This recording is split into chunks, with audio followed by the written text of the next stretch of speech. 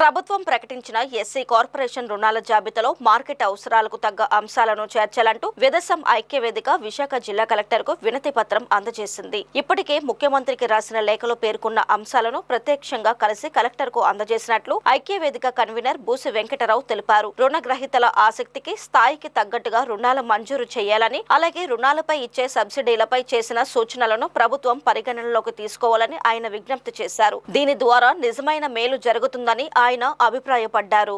గత ప్రభుత్వ హయాంలో 5 సంవత్సరాల పాటు మూతపడినటువంటి ఎస్సీ కార్పొరేషన్ని ఇవాళ మళ్ళీ తిరిగి తెరుస్తూ కూటమి ప్రభుత్వం ఎస్సీ కార్పొరేషన్ నుండి దళిత యువకులకు ఫైనాన్షియల్ సపోర్ట్ స్కీమ్ని విడుదల చేసింది.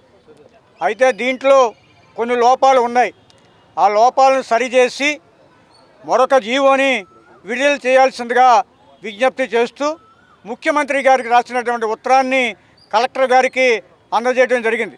దాంట్లో టైప్ 1లో మొదటి పాయింట్ 2,95,000 ఇంచుమించు 2,95,000 అంటే 3 లక్షల లోపు ఉన్నటువంటి లోనికి ఒక పక్కనేమో 50% సబ్సిడీ అంటారు, బ్రాకెట్లో మ్యాక్సిమం ₹1,00,000 సబ్సిడీ అంటారు. అంటే 50% సబ్సిడీ 1,50,000 సబ్సిడీ రావాలి. కాబట్టి దాన్ని ₹1,00,000 సీలింగ్ని ఎత్తివేయాలని చెప్పి మేము అడుగుతున్నాం. రెండవది, దళిత మహిళలు చాలామంది వీధి వ్యాపారాలు చేసుకునే వాళ్ళు ఉన్నారు. పళ్ళు, కాయగూరలు, అరటిపళ్ళు, గాజులు, బట్టలు ఇవి వ్యాపారాలు చేసుకునే వాళ్ళు ఉన్నారు. వాళ్ళకి ఈ పథకంలో చోటు లేదు. ఒక 32 ఐటమ్స్ పెట్టారు. ఆ 32 ఐటమ్స్లో ఎక్కువ మంది వాడనవి. ఇవాళ జనరిక్ మెడిసిన్స్ ఎవరో కొనరు, డాక్టర్లు ఎవరో రాయరు. మమ్మల్ని జనరిక్ మెడిసిన్ పెట్టుకోమని చెప్తుంది ప్రభుత్వం. నేను అడుగుతున్నాను, మాకు జనరల్ మెడికల్ షాప్ కూడా ఇవ్వండి అని అడుగుతున్నాం.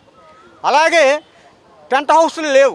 ఇవాళ ఈవెంట్లలో ఎల్ఈడి స్క్రీన్లు వస్తున్నాయి, ఆటోమేషన్ వస్తుంది.